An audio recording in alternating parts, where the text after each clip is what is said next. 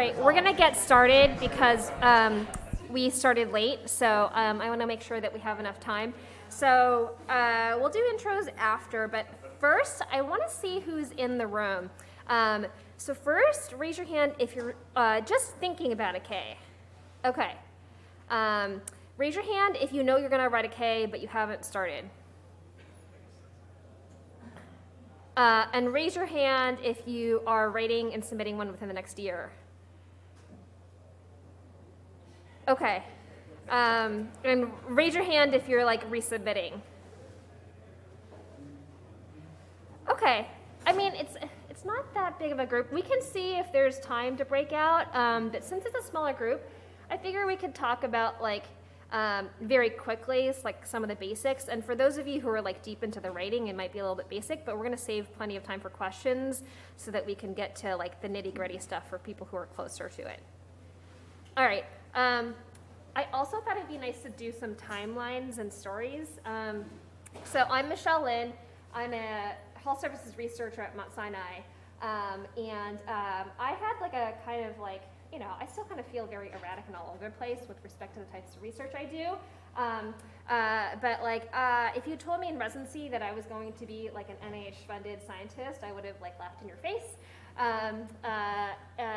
Then I did a fellowship in health policy research at Brigham and Women's, not because I was convinced that I wanted to do research, but I knew that I wanted to change the system, and I was considering research as one tool to do it, and it turns out it was a good fit.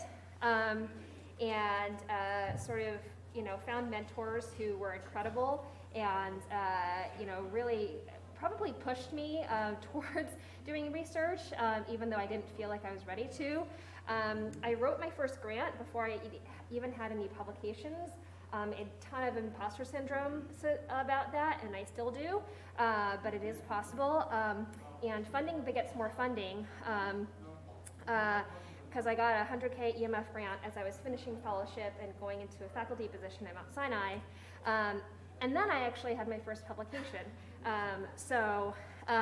Fake it till you make it. It feels like it took me a while. I know it looks like it's only 2 years, but it took me 2 years to write my K because I just like was all over the place, couldn't find an institute, couldn't find the right idea. Resubmitted the year after, and then it took me officially 4 years from when I started as faculty to get my notice of award. So it's a bit of a process, now I actually have to do the project, and that's a whole other struggle. All right, this very busy slide is my career plan, or my career trajectory for 10 years as evidenced by children, au pairs, publications, years, grants and training. So I'm going to go through all this because people always ask, okay, what do I need to do? So is everything on one side? So at the top, So at the top are all the grants I submitted, and if the grant has a red circle around it, then it was a successful grant. So that's to highlight the fact that you submit a ton of grants before you have successful grants, and you just have to accept that and don't take failure personally. You just keep going. So I finished residency in 2009, and I have that cute little tiny person down there. And you will notice there's no au pairs in the picture at that time, and that's a big problem, but don't worry, I'll fix it soon. And at the time I finished residency, so the maroon number is first author publications, and the light maroon number is INI publications. Right, so I had 4 first author publications and I had 6 of INI publications. I finished residency. I did an ultrasound fellowship because research fellowships barely existed at that time and no one told me to do them. And then I got a new job, and then I had child number 2, at which point I promptly went 50% because, child number 2. And I was on someone else's grant, and I had submitted an internal grant that went nowhere. And then I got au pair number 1. So that's au pair number 1A from Thailand with my son. And that was the beginning of things getting better. So you'll notice that the blue line on mentorship does nothing for a while because I didn't have a ton of mentorship. And part of that is that I didn't know what I needed, right? You don't know what you don't know, and I didn't know what I needed. So I never was like, hey, I need a mentor. So if you don't have a mentor, there are 4 lovely people at the front of this room who would be very happy to talk to you, as well as almost everybody else here. SAEM has been so wonderful for just reaching out to people and being like, I want to do what you're doing, will you be my mentor? And people are like, absolutely. I should mention I do shared decision-making research, so if that's what you're interested in, definitely come let me know. All right, so 2013, I go to this thing called Embers, which is the ASAP version. ARMED didn't exist yet. We can talk about that.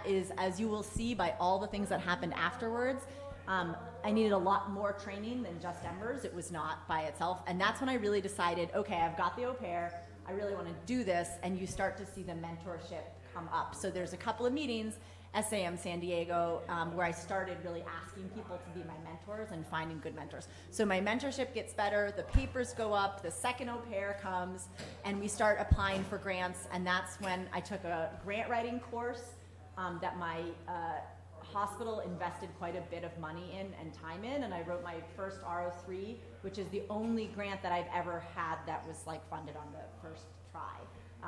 And so that sort of speaks to quite a bit of luck, and the fact that I literally had paid grant writing help, so a team that was really, really good at grant writing. So I got that grant.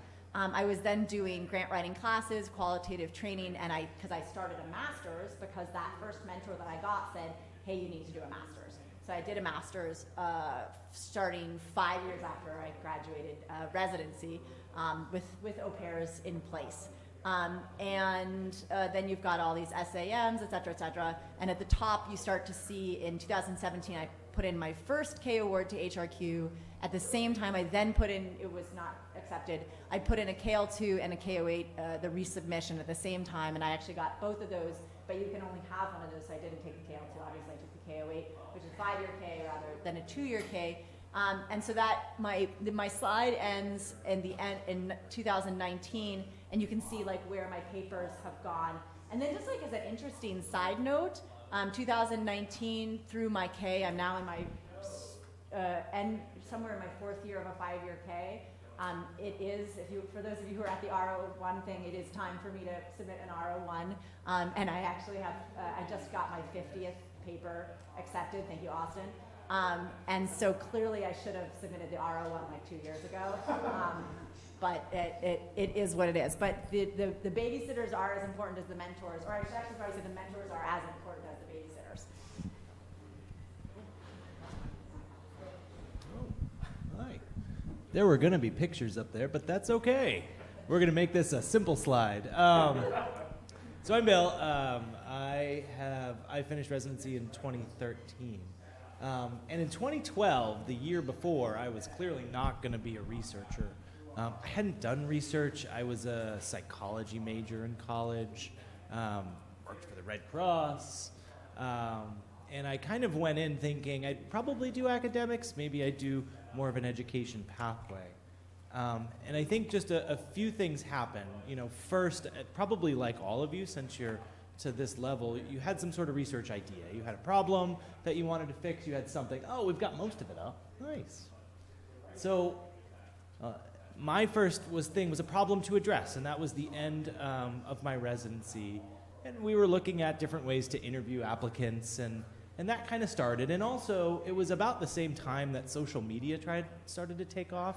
And it was kind of getting frustrating thinking that all of these folks talking about research and putting out like, you should do this, look at this study. And I knew I kind of didn't understand it. And I thought, if I want to be better, I need to understand this, because this is the new wave, right? This is going to be putting out results very quickly in small bites, and that's probably not the whole truth. So it turns out, we were moving back home. We moved from Oakland back towards the Boston area and found a 2-year research fellowship. And that really kind of started the engagement in research. So I did a master's program during those 2 years after, and started to kind of explore other areas and get to know research methods, and also to get interested in a few different things. And one of the things, obviously, that came up partially from experiences in residency was substance use disorder and opioid use disorder, which where I work now is obviously like all the places we work is a big issue. So I was engaged in research and then thinking about, what do I do from there, right? Is this something I do on the side? It really came down to mentorship, finding a mentor appropriate for the K, finding a mentor that was willing to be my mentor for the K, and coming up with a project that would work. So that was over the course of a few years that we had worked together and done some preliminary papers. and then applied together for the K, which I was lucky enough, and luck does play, I think, a big portion, to get the K. That was about 4 years ago. And I think the nice thing from that was that freed up a lot of time, right? Because you'll see the K, and we can talk about obviously more, that amount of time to develop you as a researcher really gives time for other things. And one of the other things that's been very fruitful, not only just the K project itself, which has been important, but also making collaborations and being on other grants and seeing what other people do, right? Being a site PI on a larger grant and seeing how is this run, right? Meeting other people and taking small parts of other types of grants to think, what do I want to do and propose for that? So that transition to 2022, where technically I'm about 80% research right now. So I'm happy to talk more about that later, but that's kind of my summary. All right, last but not least, my name is Ambrose. I know some of you here. I'm also a health services researcher at Yale. I think a common theme here is that none of us took a traditional path, so that definitely was the case for me. I actually started out doing a fellowship in medical simulation, and I'm a simulation-based educator by training, but that crossed over with patient safety and quality research I was doing as a resident and fellow, and so it sort of planted the seed for research a little bit, and actually when I was looking for jobs, one question I asked some of my mentors was, if I wanted to do scholarship research, what would be something I should look for, where I should apply?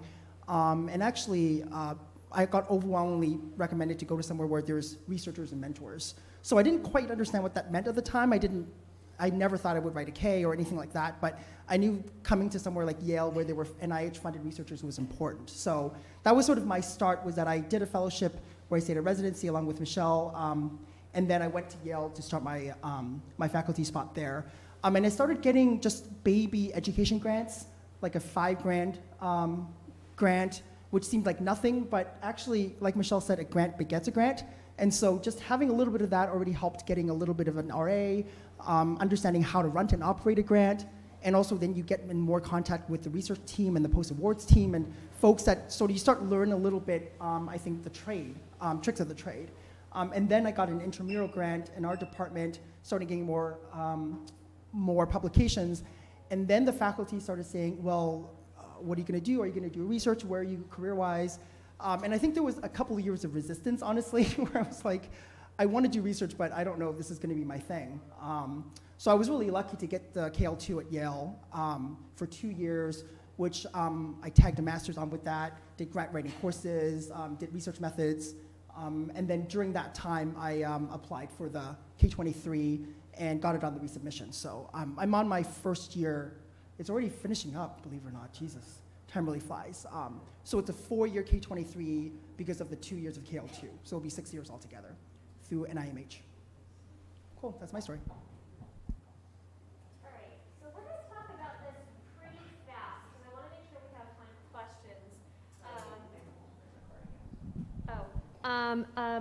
What is a K and is it right for me? So there's lots of different types of Ks, and I think you've all sort of heard that I think we all have like slightly different awards.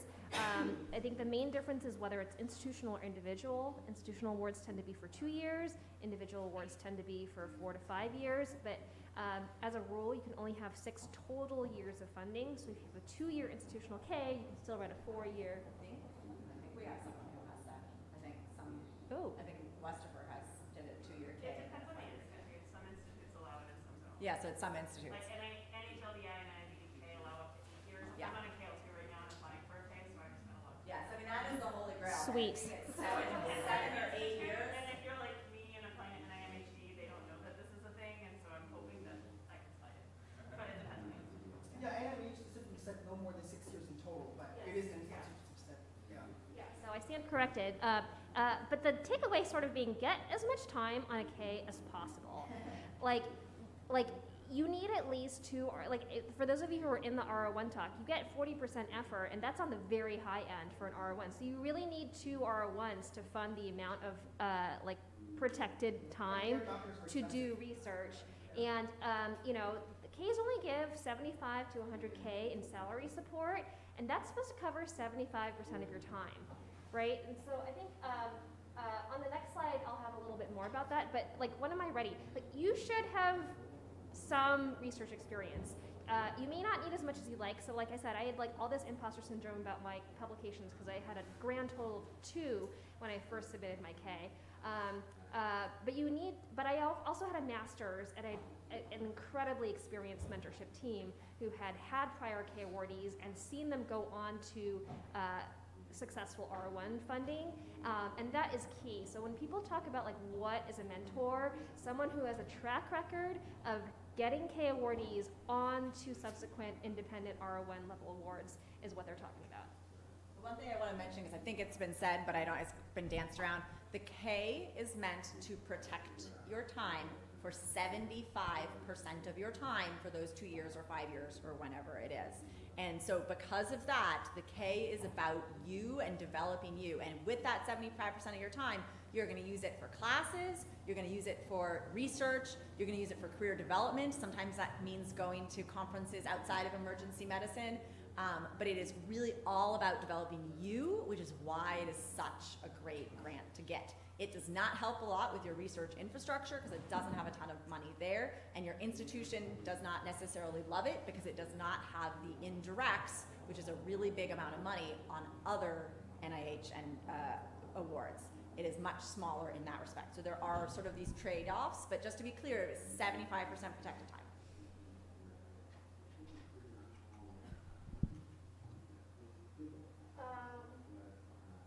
About this a little bit. I think the only other point is 75% means a lot of different things to a lot of different chairs. So have a conversation with your chairs very early. And I've started to sort of aggregate what people are actually doing on their K awards, but there's a pretty wide range, right? And I've been using annual clinical hours as a benchmark because I think it's like different across, institutions. But the range is probably from 350 to 800 hours per year, which comes out to like 4 to 7 shifts per month. Most places are sort of in that middle sweet spot around like, 500 or 600, but you have room to negotiate, and I would have that conversation with your chair early, right? And like, you want to probably make the same salary as your colleagues while you're on that. So that is expensive. It is an investment, and don't let anyone tell you that they are losing money on you, because even though they are, this is a worthwhile thing for our specialty and for your department. It is prestigious, and you deserve it. All right. I'll pass this off to you guys.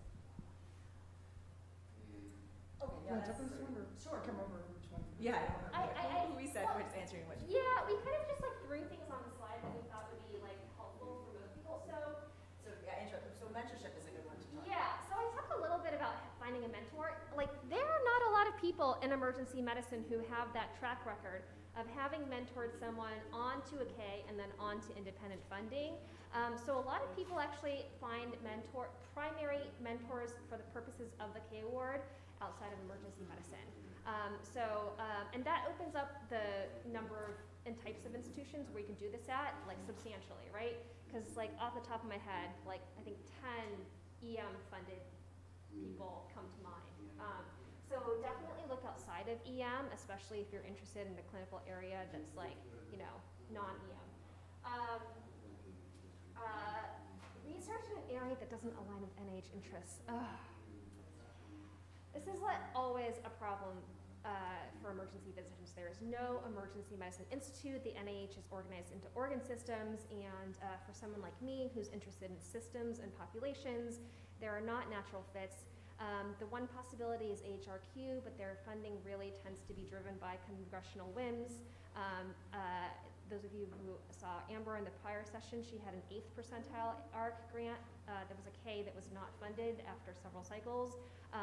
But you have an ARC grant. Right? Yeah, no, and she eventually got funded elsewhere. So I think that this is a really challenging one for us because we don't think in organ systems. So my research is on shared decision making, and AHRQ, it fit for HRQ. But I do think that, and I had a really great meeting with a mentor mentor very early on, and she talked about her pathway, and she was doing a K in sepsis, and she was also a great mentor in that she took 4 submissions to get her K. 4 submissions, 2 different Ks, and part of it is what can get funded. And at the time that I was meeting with her, she had actually just been on NPR for a very simple study that she had done about patients with disabilities access to GYN offices, where she had done like a secret survey, secret shopper type thing, where they had called up doctors' offices and someone was trying to make an appointment for their aunt who was in a wheelchair. Oh, you can't accommodate a wheelchair? And then they just recorded all of this. And it was such a very simple, basic, unfunded study. And so she basically told me, listen, there's the stuff that you do to get funded, and maybe that's sepsis, and maybe that's heart failure. That was her things for sepsis and heart failure. She's like, and then there's the stuff that you do that you're passionate about, and the funded stuff pays for the other stuff. And so there, particularly in a K, when you've written this K that only has 2 aims, and it has a bunch of stuff in it, but like you actually have a lot of time to do other things and explore other things. So it may be that thing that you're most passionate about really doesn't fit at all, and so maybe you find something that's similar, that has a home that's gonna get you funded, and then you can continue with that thing that you're most passionate about. I think that on the flip side, don't be discouraged if you feel like certain institutes are not necessarily a good fit for an emergency physician. In some ways, it's actually an asset that we are not necessarily a cardiologist, or we can sort of morph our identity a little bit. And there are actually a lot of institutes that are receptive to the fact that we are emergency physicians, especially when we're doing resuscitation research or emergency care research, because of I think a lot of institutes are becoming aware of the fact that we have a specific skill and expertise, which just talking to some mentors even 4 or 5 years ago, that's really a novel development, that they're more understanding of what we do. Like for example, when I had conversations with NIH, I was really shocked that they were like, we really want an ER doctor reply. This is great, no one's really looking at this. They had a lot of concerns about, do you have a psychiatric expert? Do you really understand mental health? You know, that's a different conversation, but I think you can package yourself actually in different ways. Just be open to talking with specific POs about that process. I know NHLBI also has been receptive to emergency care research too. So I think that's another, I don't know what experiences you guys have had in terms of finding an institute or home. Yeah, so, for me, I think similarly, it was finding a mentor that was outside of emergency medicine but was inside the specialty. Mine was addiction medicine, so, entering into NIDA was easy. And I do think, not only for the K, but especially you'll find once you start to get established and go outside of your realm, like I'm part of a mentor team for a PhD, and part of my role is not the biostatistics, which is incredibly complicated.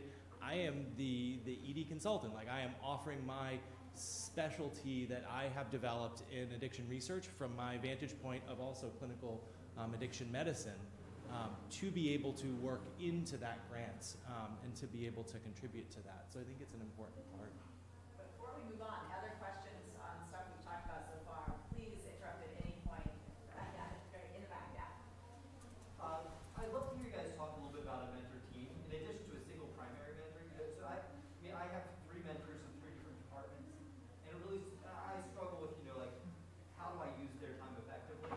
How do I keep them engaged without feeling like I've wasted their time? How do I figure out, which questions to go to which people with?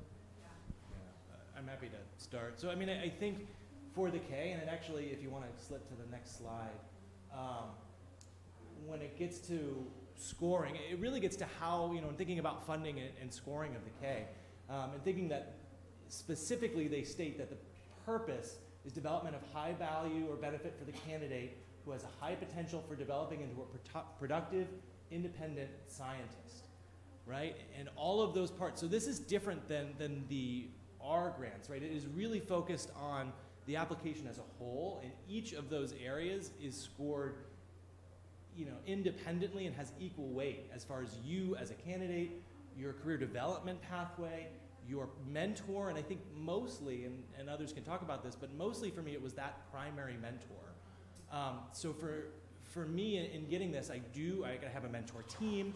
That mentor team, besides the primary mentor, has specific roles, right? Like this person I know is the implementation scientist, so I'm not gonna meet as often, but if I have implementation science questions, I go to them. I have my biostatistician and my leads in statistics but it is really that primary mentor, just like Michelle said, who had a track record of getting people from Ks to R who provided strong backing for me, that I think was the thing that put the application and is really the first go-to for any of the other mentors, right? They're the person I meet with weekly or bi-weekly, and I'm running all those big ideas by primarily. So I do think focusing on that first person, because that is part, and it's part of that score. They want to see part of your success they have judged is, do you have a mentor that will lead you to success? I'll give you the structure of my team because I think it's useful. So we actually have the same, that mentor. So he's got a 30,000 foot view. He's a hospitalist. He's not EM. He doesn't know EM. He actually does very different research than me. What he knows is a research career and how to get funded and how to make something appear important on a grant so you can get your next step. And so he is a mentor for your career. And then I'm doing shared decision-making research. So I said, there's this guy, Eric Hess, he used to be at Mayo. I reached out to him, will you be my shared decision-making mentor? So he is my shared decision-making mentor. So when I want to talk about the nuances of doing research and shared decision-making, he is also a well-funded investigator. So he can't just have that interest without having the street cred of that funding, and he is that person. I have a statistician, but I only really needed her for this one aspect, so I don't actually talk to her very much. And then I had a qualitative methods mentor who I have outgrown because I did a bunch of qualitative methods, and then I got good at it, and I don't need her anymore, and I will still every once in a while call her if I have some nuance, but she's definitely not a primary member of the team. And so then in the beginning of the K, we would say that, like, well, twice a year we're going to have a full team meeting where I would update them about my needs and blah, blah, blah. And then really since then, I only meet with the primary mentor, and I call Eric and I call the other people when I need them on their sort of specific things. But you know, the application really needs to show that you've got a mentor in all these aspects where you're planning on growing. I was going to add to that there's a difference between your mentorship team on paper for the K versus how you operationalize your K. It just needs to look nice. The most important thing, unfortunately, is that they do force you to have a primary mentor, which we know in real life that doesn't necessarily work out. Go ahead. Can the primary mentor be outside of your institution? I've asked that question with program officers before. I don't know how you guys felt, but in general, they sort of say not ideal, but not a no. That's what I've heard. Is that what you guys have heard as well? I have not seen anyone have a successful K with a primary mentor outside their institution. It can be that that person is actually your primary mentor, but at a minimum, you need to identify a primary mentor on paper for the purposes of the K, because they're going to say that this mentor is too far, like there's no way you can actually meet with them every week and like get you to where you need to be, et cetera. Well, theoretically that might change now that everyone's sort of accepted the Zoom meeting as a proxy for regular meetings. Yeah. I know we had some more questions. Yeah. You guys touch, to go back, you guys touch again on the sort of your experience with the 75% salary negotiation? Yeah, so I'm happy to, I feel very strongly that this be 75%.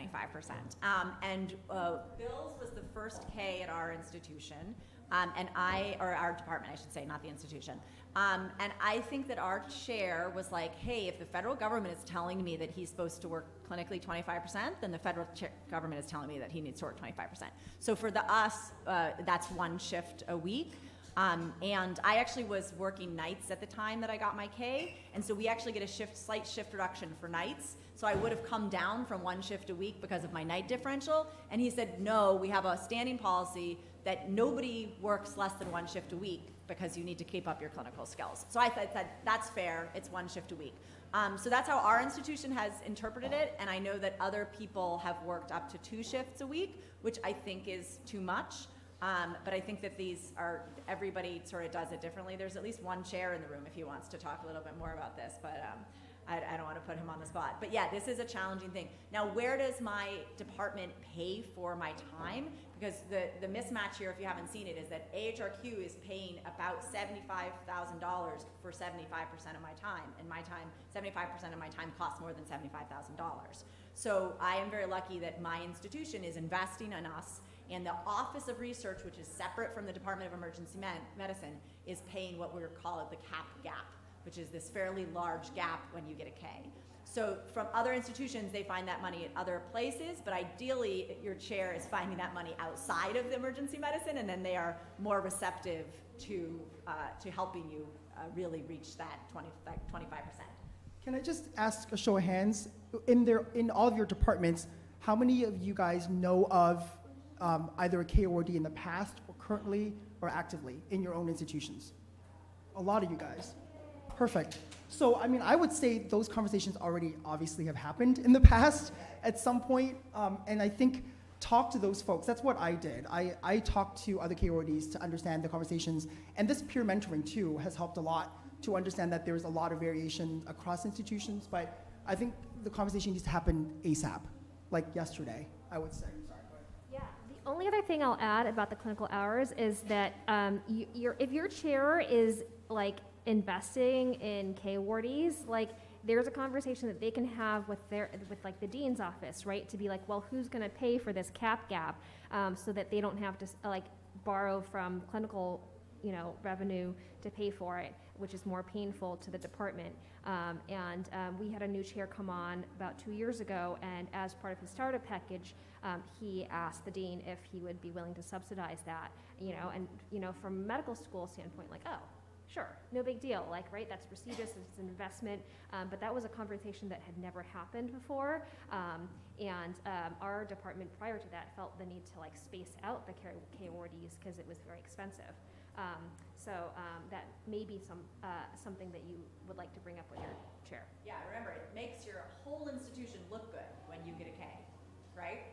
So, and it's an extremely uncomfortable conversation because it's about money and time, and those are things that I don't think us as academics or emergency physicians do very often, but there needs to be some clarity for you guys, and I think having that conversation will help just bring that out to the forefront between you and your chair for your I would love Dr. Fox to give us thoughts. Am I really in the chair here? Yeah.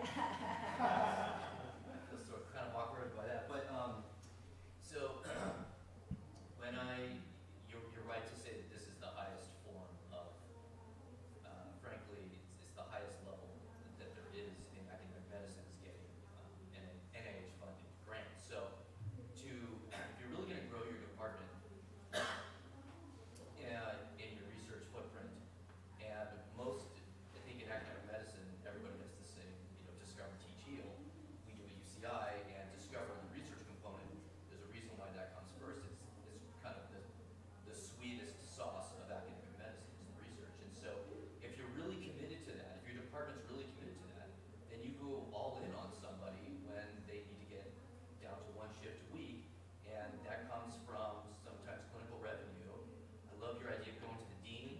I have a very, very close relationship with my dean. We talk all the time, and I would feel very comfortable going to the dean and say, you're not going to, and I've done this recently, and I said, you're not going to believe this. This thing is about to happen. I just need a little support here to get through this next little hump. And he's like, I love this, absolutely. The Blue Ridge rankings is something that is, that's the, I haven't talked about that yet, but that's the NIH amount of NIH funding that goes towards various institutions and specialties, and they break it all down. This one guy does it, this guy in maybe the Blue Ridge Mountains, I don't know, but he figures it all out, and so all the deans know about this, and when your department does well with the Blue Ridge rankings, that's something that, the dean gets kudos for, and so when you can go to your boss as the chair, we have a boss, we go to the dean, and we say, this opportunity's coming our way. I've been funding it from clinical revenue, but I'd really like to, I've got another opportunity coming, I'd love to double down on this person and go all in, and so we can continue to bump up the Blue Ridge list. Having that kind of conversation is very easy for me with the dean, and it's very easy for me to have a conversation with my faculty who are going after this as well. So I don't think it's an awkward conversation talking about money, because that's really, as a chair, you do this all the time. And maybe it feels awkward from the faculty standpoint, but it's certainly not from our standpoint as chairs. So I hope that's helpful. Yeah. 2 more tips. Yeah, that was really, really helpful. 2 more tips for negotiating. One, having your mentor advocate for it. I had a mentor who said, she is not going to accomplish what she's going to accomplish, like what she needs to do, unless she's working X number of hours. And ideally, that person's not also your boss. And two, having data. So I have a list of the institutions that are, doing whatever 350 to 800 hours. I'm happy to share that with whoever. Just tweet at me, email me. Yeah, I will say, I think everyone in this room is a really hard worker, and you may be in a place where you're like, oh, it's okay, I can do this on 2 shifts a week. But the point is to invest in yourself. The more time that you give to something, the better you're going to do.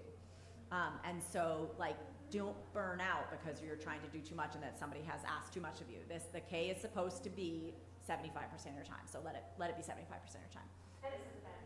And it sets a bad precedent for the people who come after you, so don't do that, so then you're in trouble. I know there were some more questions. Yes.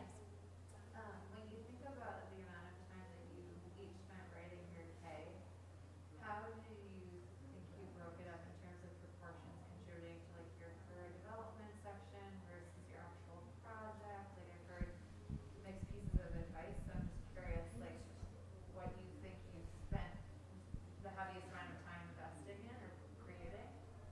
Yeah, it's a really good question. I'm curious what you guys did. So what you're referring to, I think, is that you get 12 pages between your career development section and your science, and there's actually no specific requirements about how you do it. I ended up doing 4 pages for my candidate and then 8 pages for science, and just try to get it right down to the end of the 4 pages, so to maximize the space. But I did get advice that the candidate section, like Bill was saying, is scored separately and just as important as the science, even though your science can't be crap. So it needs to actually be its own important study as well. But there is, I think, emphasis. I think actually I have seen critique from prior Ks where they felt like the career development section, the candidate section was not sufficient and was actually a significant detriment to getting funded. So I think do place emphasis on that as well. Yeah, that's actually why. So my first submission got dinged on the Career Development Award. I spent 90% of my time on my research strategy, but that's 20% of the score. And the critiques were no clear path to independence, no, and it's because I didn't know what I wanted to write for my R. So the second time I was like, all right, I'm just gonna pick something out of the sky. I think I put 3 possible R's that I could write after my K. 2 infrequent meetings with my mentor. They wanted me to meet every week. So I was like, all right, I don't know who's doing that, but I'll write that if that's what you want. And not enough didactic coursework. And, after having also done a degree plus X number of years of training, I was like, all right, I'm going to squeeze in a couple more seminars as opposed to formal semester long stuff. So that's kind of.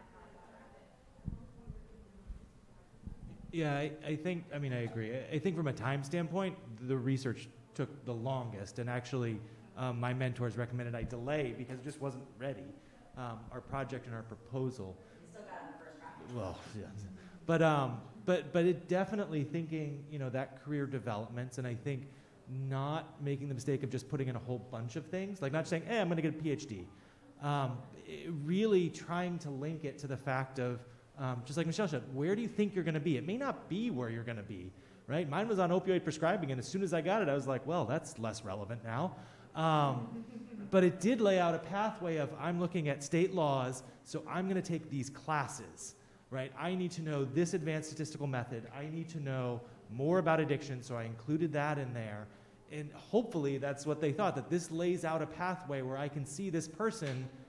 This provides the skills in order to, when they're done with the K, to be able to go and do independent research. So it doesn't need to be they're not looking for okay, you put PhD in there, you get the best score. They're really looking for those things. Oh, did you? Oh, well. I've seen people get dinged for putting a PhD in there. The other thing is, and someone said this earlier, never write a grant from scratch, right? There is a million Ks before you, so just get everyone's Ks. And you look at... Yeah, and you look at, oh, that's right, we put them there. You look at other people's career section and you pull out you pull out like the format and then you change it based on what your goals are. So the challenging part is to take your research strategy and your career development and match up. I say I'm gonna go do this, I better take a class in qualitative methods. I say I'm gonna do this, I better do this. And that was what my first one was dinged on, is that I did not explain my qualitative methods well enough in the research section, which in my defense, I was like, it's only 6 pages, I can't write that much.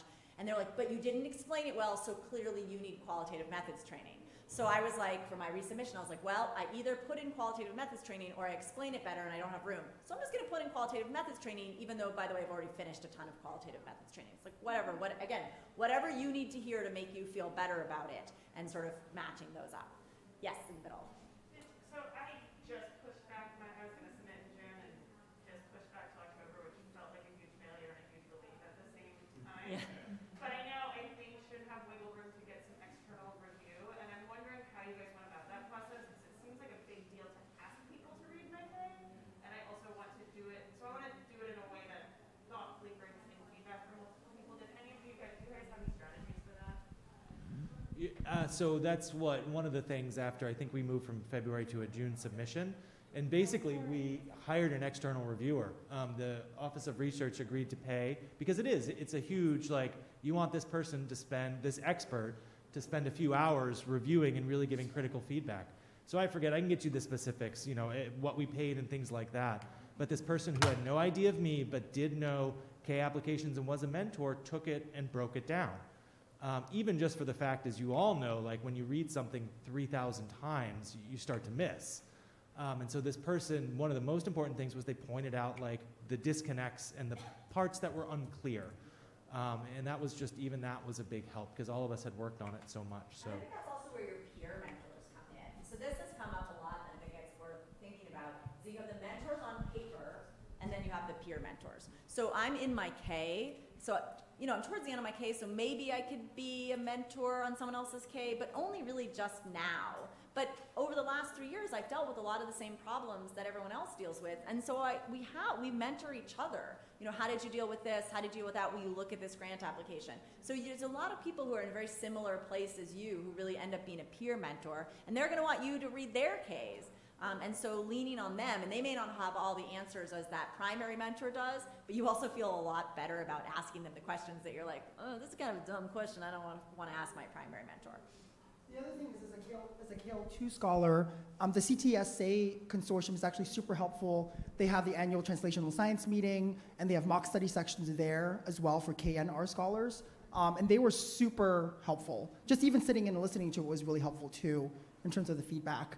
And actually, some mentors that I've spoken to do routinely basically moonlight and critique OPIC applications. I didn't know that was a thing until more recently, but they basically charge by the hour, and people will pay to do that. So that is an option which seems valid to me. I mean, it's someone that's experienced in writing and using their assets to help you.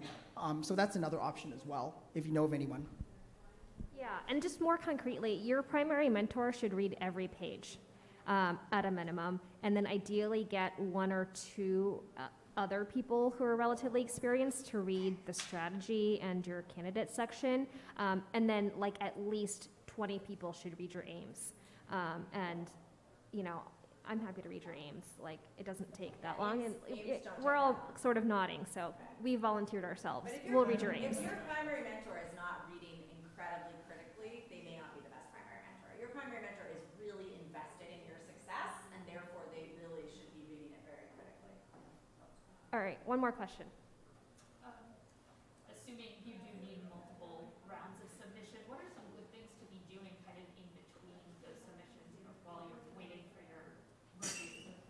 I can speak on that. So I did submit an R21 as backup, actually.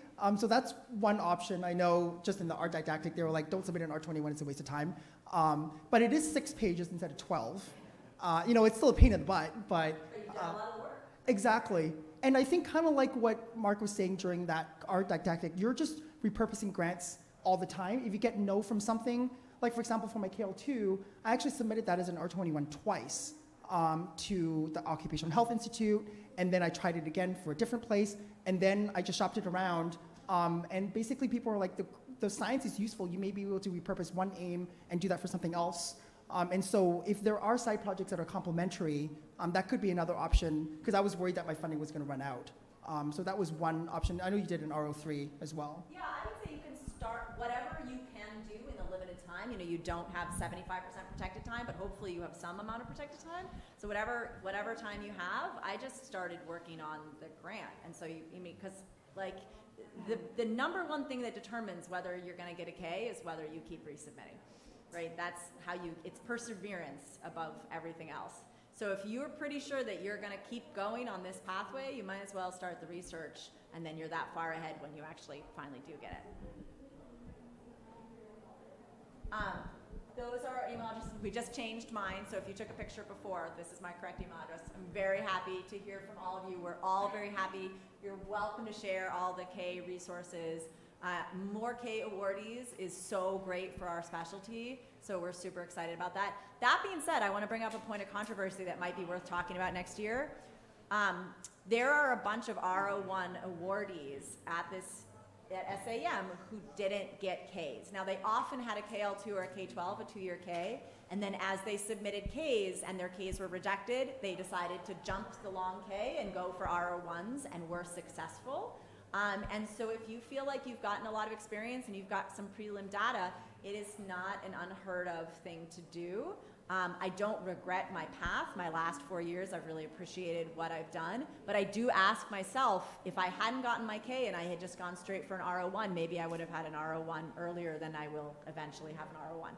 So just to play devil's advocate, you know, maybe an RO1 is your next best grant.